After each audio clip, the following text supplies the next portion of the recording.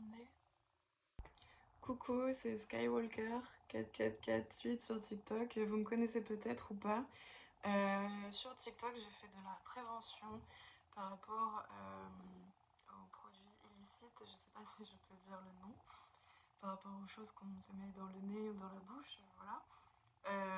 J'essaie de faire de la prévention pour à la fois lever le tabou autour de l'addiction et aussi sensibiliser au danger, parce que même si tout le monde sait qu'il faut pas consommer, il y a de plus en plus de consommateurs, de plus en plus de jeunes consommateurs. Et si mon histoire peut aider des personnes à se remettre en question ou même à ne jamais essayer, ce serait une grande victoire pour moi. Donc voilà, je vous partage mon histoire. Euh, et si ça peut fonctionner, j'aimerais beaucoup interviewer des amis à moi qui sont dans l'addiction ou qui s'en sont sortis, peu importe la substance, peu importe que ce soit même, ça peut être une addiction comportementale. Et si je peux aider des personnes à trouver des professionnels de santé, etc., ce sera vraiment le but de cette chaîne. Et sinon, vous pouvez me retrouver sur TikTok. Donc voilà, je vous invite à prendre un petit café, un petit thé, un petit smoothie, je sais pas, parce que ça risque d'être un petit peu long. Moi j'ai pris un petit Dark Vador avec du thé et c'est parti. Ah, et je vous invite à mettre la vidéo en x1 ou voire x2 parce qu'on me dit souvent que je parle pas très vite. Donc, Mais avant ça, j'aimerais prendre le temps de faire un petit disclaimer. J'ai déjà vu des gens dire que il vaudrait mieux interviewer des personnes qui sont dans l'addiction depuis 10-15 ans euh, parce que eux apparemment seraient plus légitimes d'en parler. Mais moi j'ai envie de dire, bah ces personnes-là n'ont qu'à parler. Moi je partage mon expérience parce que même, même sur une courte durée, l'addiction a tout ravagé dans ma vie. Elle m'a fait tomber très très bas. Et aujourd'hui, je suis encore en période de soins. Je ne suis pas sortie, j'arrive pas à vivre normalement. Donc si mon petit parcours, ma petite histoire peut empêcher quelqu'un de tomber là-dedans ou se poser des questions par rapport à sa propre consommation, ma mission sera réussie. Et deuxième disclaimer, sous les interviews que j'ai pu faire par rapport à l'addiction, il y a des personnes qui ont dit que on ne devrait pas me laisser parler et que j'étais un mauvais exemple pour les jeunes. J'ai pas trop compris parce que le but de mon compte, c'est de faire de la prévention. Mais bon, je le dis quand même. Le but, c'est de raconter mon histoire, montrer les facettes sombres de l'addiction, parce que c'est très tabou, beaucoup de gens connaissent pas bien l'addiction et moi je pense que c'est hyper important d'en parler. Alors du coup, moi j'ai 24 ans et il y a encore 2 ans de ça, je n'avais jamais touché à aucune poudre blanche, rien du tout, rien. Et je faisais partie de ces gens qui disent que jamais ils toucheront à ça, que ça les attire pas, que c'est hyper dangereux, etc. Vraiment, j'ai jamais été attirée par ça, j'ai jamais fantasmé sur ça, jamais glamourisé ça, loin de là. Et un jour, je me retrouve en festival euh, et autour de moi, j'étais avec un groupe de copains. Et je voyais qu'ils prenaient des choses, mais je comprenais pas trop ce que c'était. Et rapidement, je me suis sentie vachement mise à l'écart. Parce que je sentais que j'étais pas dans le même délire qu'eux. Et, et avec l'alcool aidant, parce que j'avais bu quelques bières, j'ai fini par dire, bah, moi aussi je vais essayer, moi aussi je vais être comme vous en fait. Et du coup, euh, on a fini par me passer, je savais pas ce que c'était. Et du coup, on a fini par me passer, vous voyez les papiers pour rouler les cigarettes, ça s'appelle un parachute. Et dedans, il y avait la drogue qui commence par un M et qui se termine par un A. Et j'ai pris ça et j'ai passé la meilleure soirée de toute ma vie. Et du coup, à partir de ce moment-là, j'ai pas du tout développé une addiction ou quoi que ce soit, mais c'est vrai que quand j'avais des soirées, je me disais, c'est quand même sympa quand il y a ces petits paras, mais je pouvais très très bien m'en passer, c'était vraiment un plus. Et bref, la vraie histoire commence le jour où j'ai rencontré un garçon. J'ai fait l'erreur, je sais, tout le monde va me dire, mais quelle idée de l'inviter chez toi au premier date alors que tu l'as jamais vu. Je l'avais rencontré sur une appli. Et je sais pas, c'était l'hiver, j'avais la flemme de sortir, j'avais pas d'argent. Je lui ai proposé de passer chez moi prendre l'apéro. Et en fait, dès notre premier rendez-vous, vient le sujet de la consommation, tout ça. Et il m'avoue que sur lui, il a de la poudre blanche. Et moi, à ce moment-là, j'avais 23 ans, lui, il en avait presque 30. J'ai voulu faire la maline et j'ai dit que j'en avais déjà pris une ou deux fois, et voilà. Et du coup, il m'a proposé d'en prendre. Et, euh, et là a été ma première erreur. J'ai j'ai accepté. Et le truc que je dois absolument préciser, c'est qu'à ce moment-là, j'étais sous antidépresseur, antipsychotique, parce que j'ai un trouble borderline. Et du coup, les antipsychotiques sont tellement forts que je ressentais pas vraiment les effets de la poudre blanche.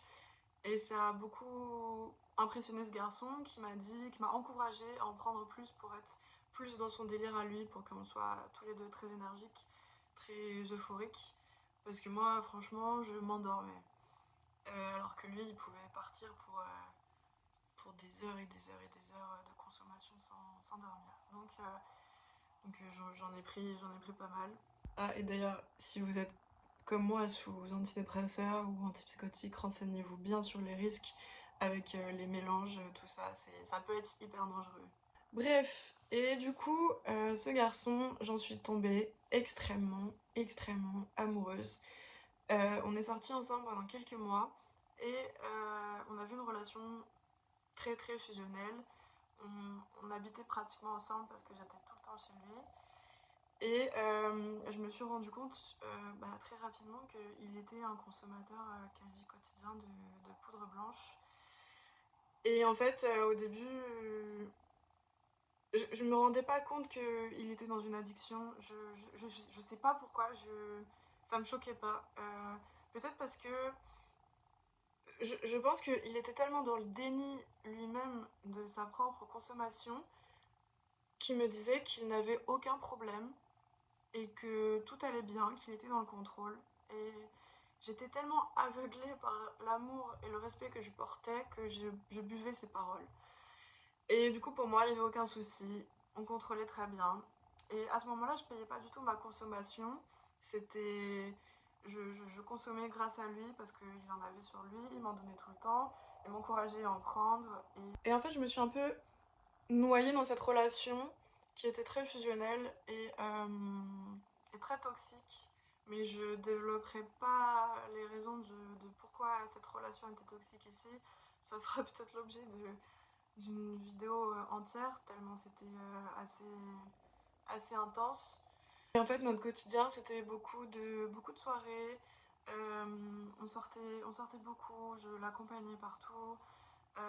J'ai mis beaucoup de côté mes propres amis pour me concentrer sur lui, sur ses amis. Je le suivais vraiment, vraiment partout.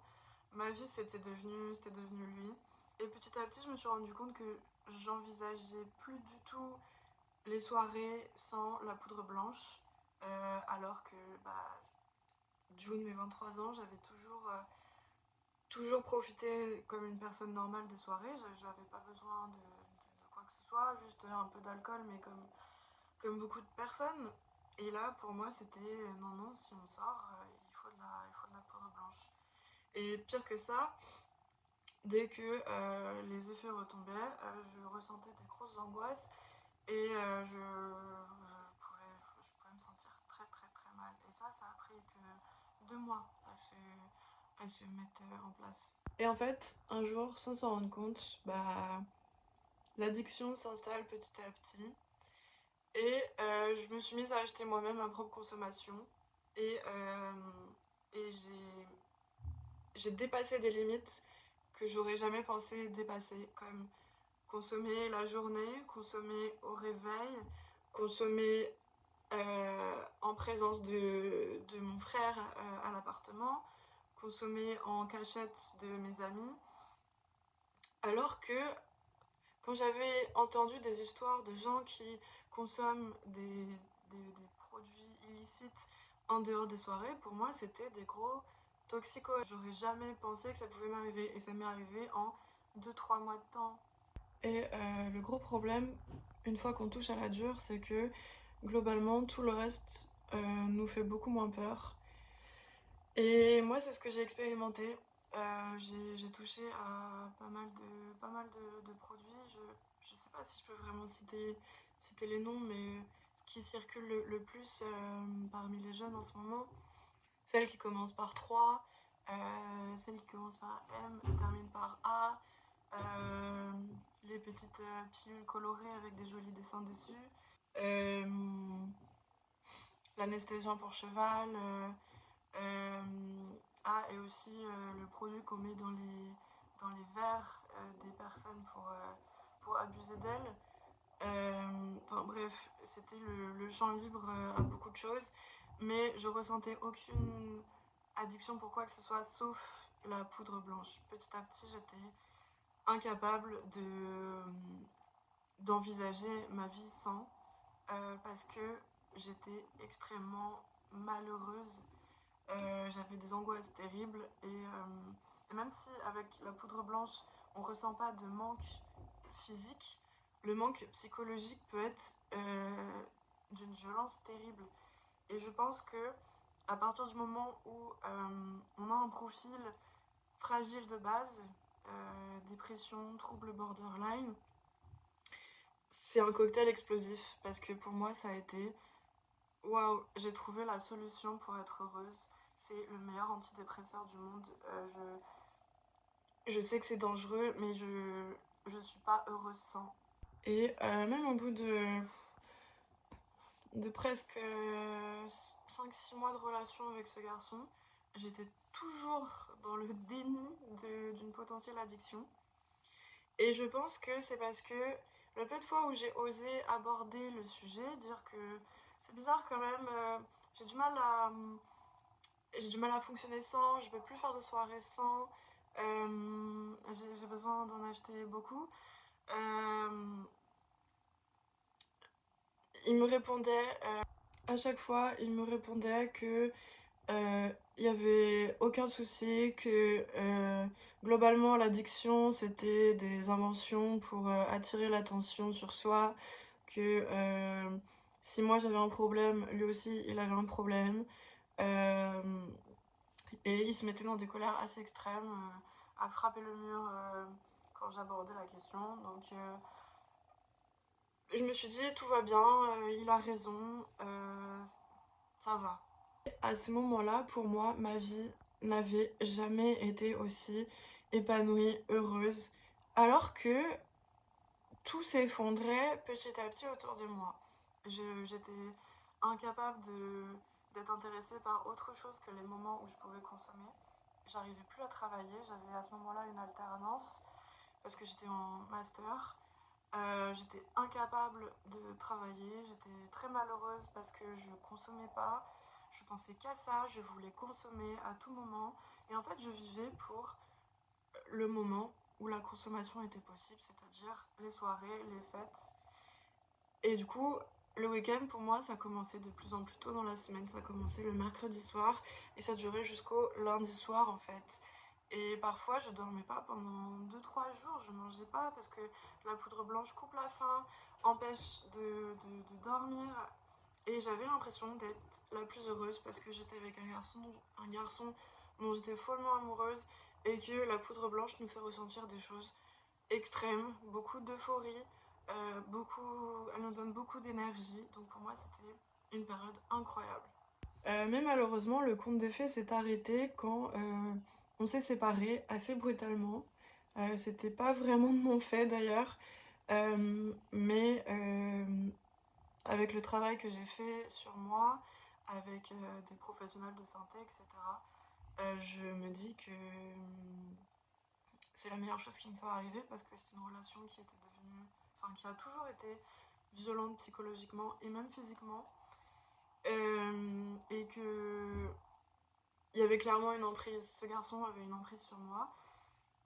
Euh, et je pense que si j'étais restée avec lui, enfin bref, mais je développerais pas cette relation ici. Mais globalement, après notre rupture, pour moi, ça a été encore plus la descente aux enfers. Et je me suis noyée dans le monde de la fête, notamment les soirées techno. Pas pour faire une généralité, mais c'est vrai que dans les soirées techno, il y a énormément de consommation. Et je dis pas que toutes les personnes qui sont dans ces soirées sont addictes à quelque chose, mais je pense que beaucoup le sont, qu'elles en soient au courant ou pas, parce qu'on peut être dans le déni. Et c'était mon cas, parce qu'à ce moment-là, j'étais toujours dans le déni, je me disais que je contrôlais totalement, alors que petit à petit, je commençais à en avoir besoin pour me réveiller le matin, donc voilà. Et d'ailleurs, petite parenthèse, beaucoup de personnes m'ont déjà demandé est-ce qu'on peut être addict à la poudre blanche en particulier si on n'en prend pas tous les jours. Et tous les professionnels que j'ai vus, addictologues, psychiatres, etc., tous m'ont dit que dans le cas de l'addiction à la poudre blanche, c'est pas comment dire, le fait de consommer tous les jours qui fait l'addiction, c'est plus le fait de plus pouvoir se contrôler quand on est face aux produits. Et souvent, les consommateurs de poudre blanche vont planifier littéralement toute leur semaine en fonction du moment où ils savent ce qu'ils pourront consommer. Et là, ils sont dans l'addiction en fait, parce qu'une fois qu'ils ont le produit, il y a une perte de contrôle. L'addiction, c'est la perte de contrôle. L'addiction, c'est aussi le fait de pas pouvoir s'empêcher de consommer alors qu'on sait que la consommation a des conséquences négatives sur notre vie. Ah, j'ai pas dit un truc super important. Avant que je me... Bah non.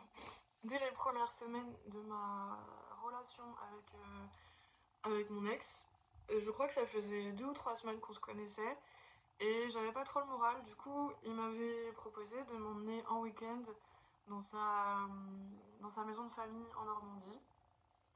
Ça faisait 2 semaines qu'on se connaissait, 2 ou 3 semaines. Et, euh, et j'ai fait ma première surdose.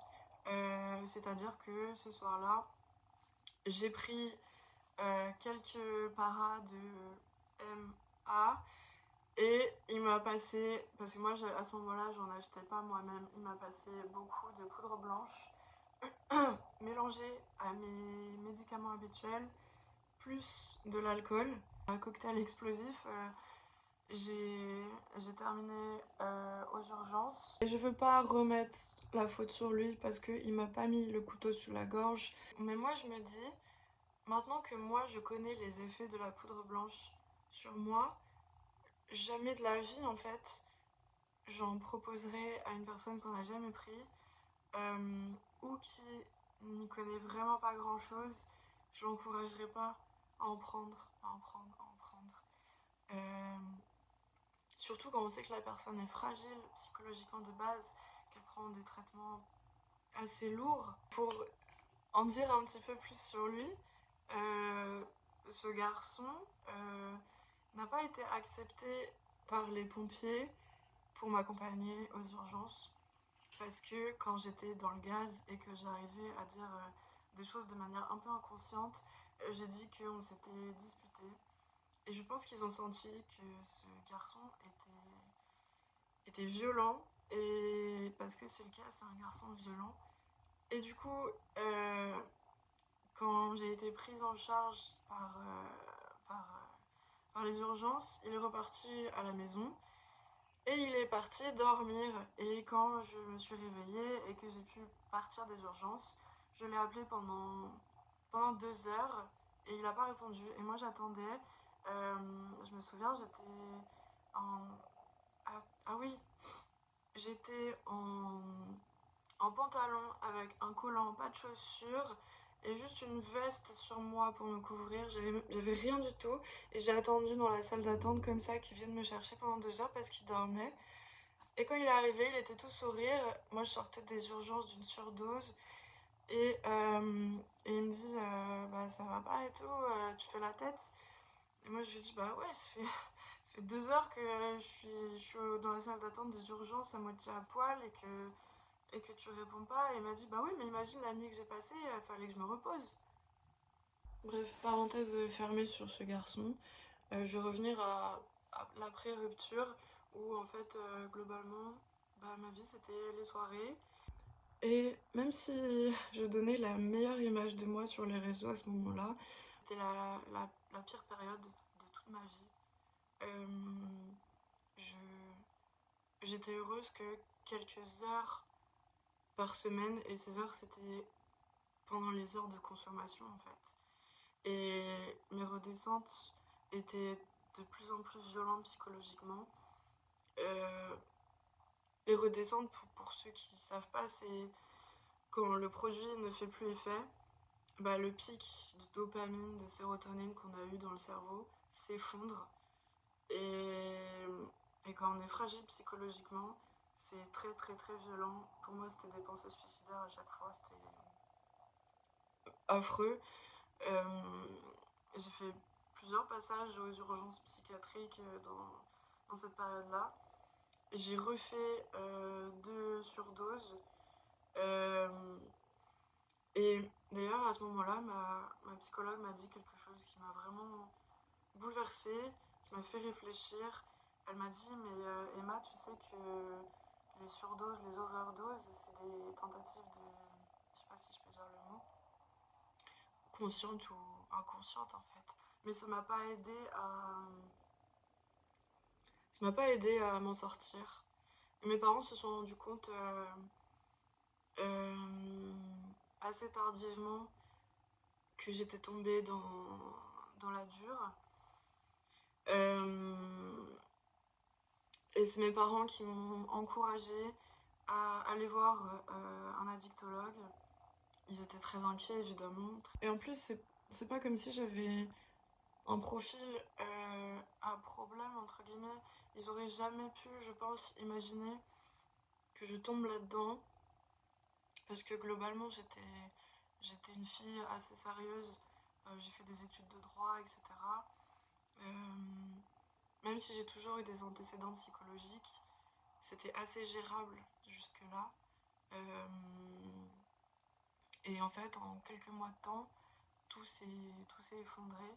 J'ai arrêté mon alternance un peu sur un coup de tête parce que j'arrivais plus à travailler. J'étais tout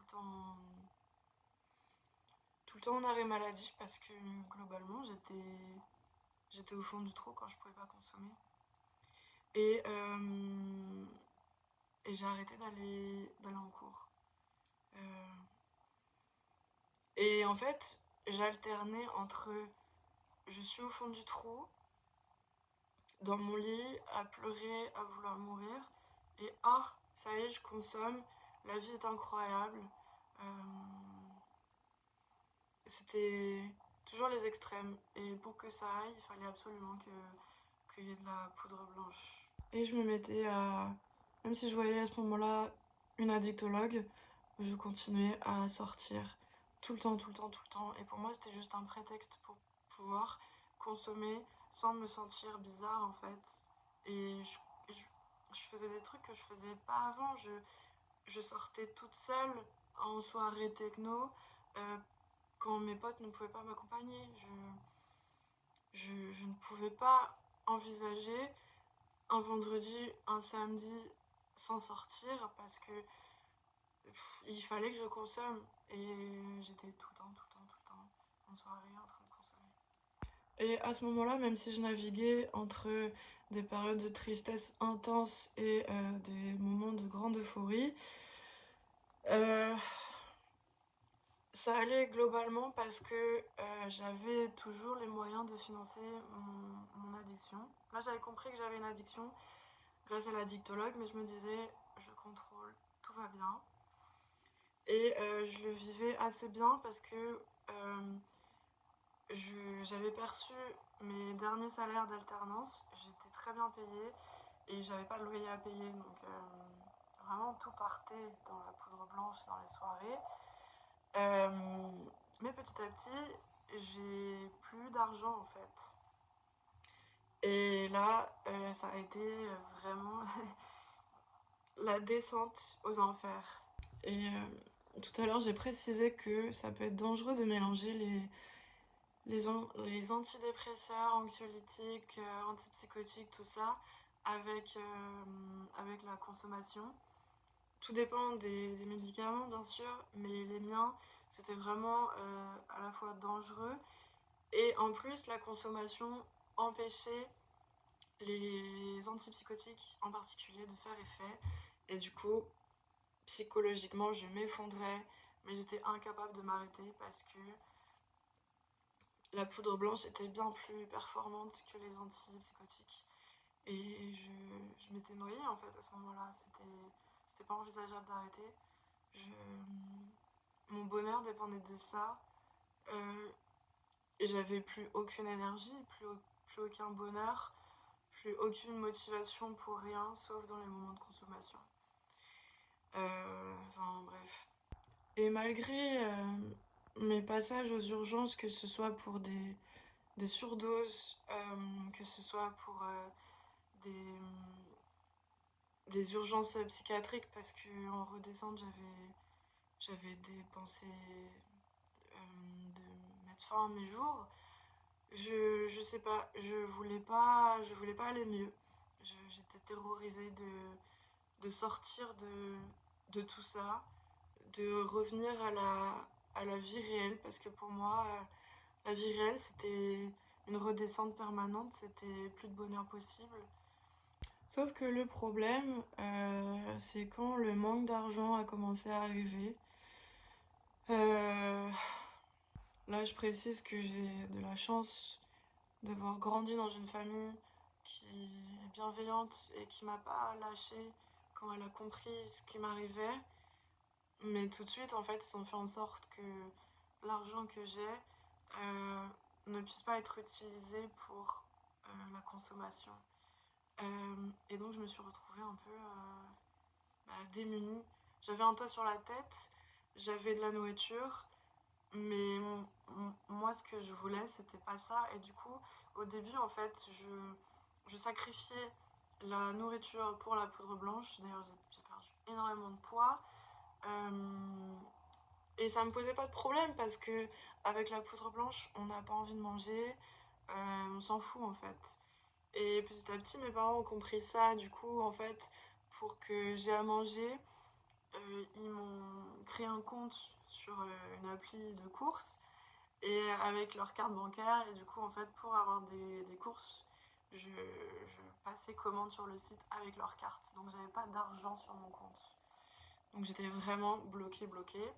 Et j'ai envisagé tous les stratagèmes possibles et inimaginables pour avoir de la consommation. Euh, j'ai accepté de...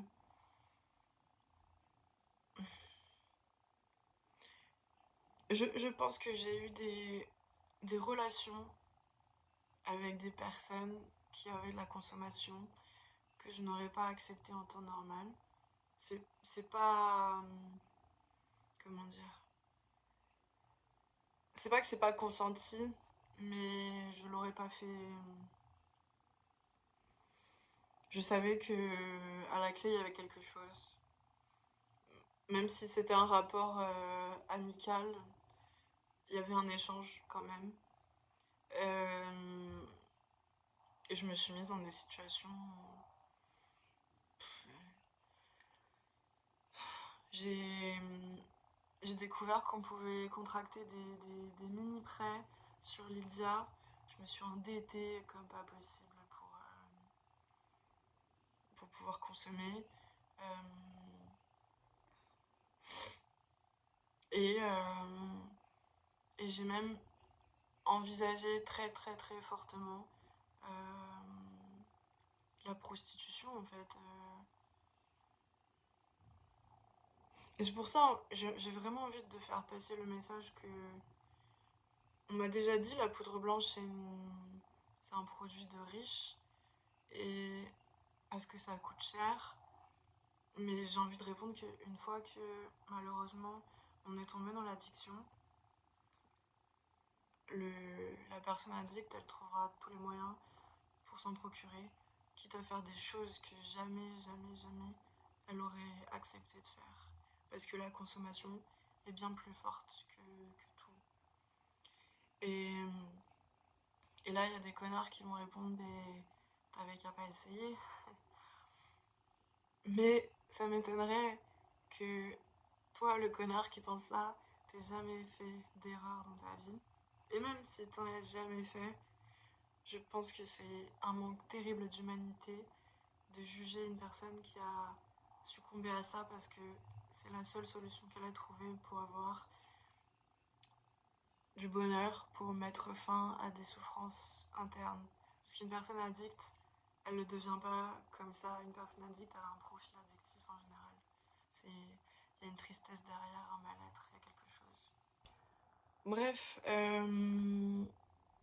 très rapidement, mes parents se sont rendus compte que les rendez-vous, euh, même hebdomadaires avec l'addictologue, ça servait à rien. Parce qu'en plus, ce qui est difficile, c'est qu'avec la poudre blanche, il n'y a pas de substitut. Et en fait, même si j'avais la volonté d'arrêter, ça suffisait pas. J'avais besoin de plus d'aide que ça. Du coup, on a découvert qu'il existait ce qu'on appelle les hôpitaux de jour euh, en addicto. C'est des endroits où on vient tous les jours à l'hôpital, mais on sort le soir. Et en fait, on fait des activités, on voit des professionnels de santé toute la journée, etc. Et ça nous met un cadre, ça nous soigne, ça nous apprend à avoir un rythme de vie, à recroire en nous. Et malheureusement, c'était pas assez encadrant pour moi. Du coup, ils m'ont encouragé au bout d'un mois à faire dans le même hôpital une cure de désintox de 3 semaines que j'ai faite, qui je pense m'a sauvé la vie sur le coup, vraiment. Euh, mais malheureusement, à la sortie, j'avais toute la volonté du monde d'arrêter. J'avais pas coupé court avec des relations qui pouvaient me mettre en danger. Et à ma sortie, il y a un copain qui m'a dit que... Il m'a demandé si j'étais sortie, je lui ai dit que oui. Et il m'a dit, bah trop cool, je t'ai gardé 2 grammes purs. Donc j'ai craqué. Et, enfin bref, après ça, j'ai continué l'hôpital de jour pendant plusieurs mois. Et là, j'y suis encore. Et le combat est toujours très dur. Euh, et c'est pour ça, en fait, j'essaye de faire passer le message avec mon compte TikTok et aujourd'hui avec YouTube. Que pour certaines personnes, le mental peut suffire à sortir de l'addiction. Mais pour une grande majorité, et c'est pas moi qui le sors de mon chapeau, c'est les médecins qui le disent, le mental ne fait pas tout. Il y a des addictions qui ont besoin d'un encadrement psychologique, d'un encadrement médical. Parfois, il faut des médicaments pour s'en sortir, pour passer le cap. Tout dépend aussi de l'environnement dans lequel la personne est. Et le mental ne fait pas tout. Et c'est pas parce que le cousin de ton oncle, de ta tante, du frère de ton chien a réussi à s'en sortir juste avec la volonté que c'est le cas de tout le monde. Et encore une fois, je, je pense qu'il faut avoir un maximum de tolérance pour les personnes qui tombent dans une addiction. Parce que toutes les personnes, et j'en ai rencontré beaucoup dans mon parcours de soins, qui sont dans l'addiction sont des personnes brisées, des personnes qui de base avaient des énormes fragilités psychologiques ou dans la vie. Et l'addiction, ça a été pendant un moment leur manière de s'en sortir. Donc, il faut pas juger. il faut essayer de se mettre à la place de ces personnes. Bref, j'espère que ça n'a pas été trop long, trop rébarbatif. J'ai été assez globale, je suis pas rentrée dans les détails. Euh, c'est mon histoire, voilà. J'aimerais bien lever ce tabou autour de l'addiction, peu importe la substance. J'aimerais qu'on puisse en parler librement parce que j'ai l'impression que aujourd'hui c'est très stigmatisé, que beaucoup de personnes ont honte, cachent leur addiction, alors que une addiction c'est une maladie. Je dis pas ça comme ça, c'est une maladie, regardez, renseignez-vous, c'est une maladie neurobiologique. Et je pense que ouais, il y a un gros travail de prévention à faire. Et je pense qu'il est hyper important de parler des dangers de l'addiction parce que j'ai observé à quel point c'est répandu, à quel point c'est facile de se procurer des produits. Maintenant, les produits, c'est Uber Eats, tu te fais livrer chez toi. Et ça commence de plus en plus jeune. C'est hyper banalisé. Donc, si mon histoire peut aider quelques personnes, ce serait trop cool. Voilà.